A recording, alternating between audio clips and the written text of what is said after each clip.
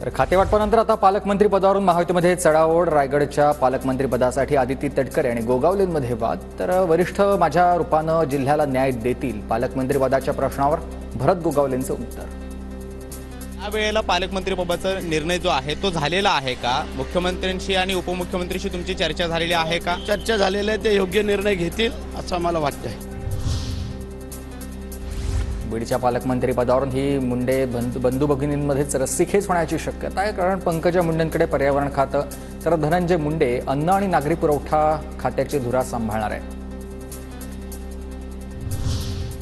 छत्रपती संभाजीनगरच्या पालकमंत्री पदावर शिवसेनेचे मंत्री संजय शिरसाट यांचा दावा कायम आहे. भाजपचे अतुल सावेही मैदानात. पालकमंत्री पदाची माळ कुणाच्या गळ्यात पडणार याकडे लक्ष आहे. पुण्याच्या पालकमंत्री पदावरून दोन दादांमध्ये रस्सीखेच. उपमुख्यमंत्री अजित पवार आणि भाजपचे नेते आणि मंत्री चंद्रकांत पाटील यांचंही नाव चर्चेत. ठाण्याच्या पालकमंत्री पदासाठी 3 नावं चर्चेत. उपमुख्यमंत्री एकनाथ शिंदे, परिवहन मंत्री प्रताप सरनाईक आणि वनमंत्री गणेश नाईक यांचंही नाव चर्चेत. तर ठाणे जिल्ह्याचं पालकमंत्री पद शिंदे साहेबांना स्वीकारायला हवंय, सरनाईकांचं वक्तव्य.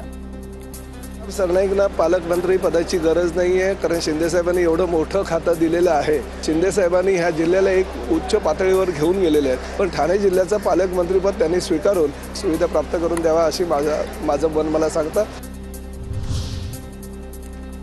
यवतमाळच्या पालकमंत्री पदासाठी शिवसेनेचे संजय राठोड आणि भाजपचे अशोक उईके इच्छुक आहेत. दरम्यान पालकमंत्रीपद आता कुणाला मिळतं याकडे लक्ष आहे. जळगावातही पालकमंत्री पदासाठी चढाओढ. गिरीश महाजन, संजय सावकारे आणि गुलाबराव पाटील हे मंत्री असल्यानंच पालकमंत्रीपद कुणाला मिळणार याची उत्सुकता आहे. नाशकातही पालकमंत्री पदासाठी मंत्र्यांमध्ये रस्सीखेच. दादा भुसे, नरहरी झिरवाळ, माणिकराव कोकाटे इच्छुक आहेत. तर राष्ट्रवादीचे जास्त आमदार असल्यानंच धोरणानुसार आम्हाला पालकमंत्रीपद मिळावं, माणिकराव कोकाटेंचं वक्तव्य.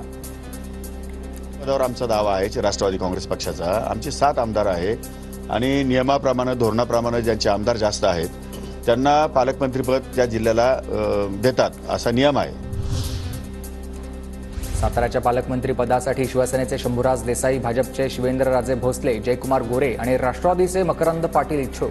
तर पसंतीचा जिल्हा पालकमंत्री पदासाठी मिळावा असं प्रत्येकाला वाटतं. मात्र अंतिम निर्णय तिन्ही नेते घेतील, शंभूराज देसाईंचं वक्तव्य. मंत्री पदाची अधिकृत यादी जाहीर होईपर्यंत दावा कुणी करू शकतं. त्यामुळं असं काय नाही की कुणी दावा करू नये. पण शेवटी मी मगाशी म्हटलं तसं अंतिम निर्णय हे 3 जण घेणार आहेत.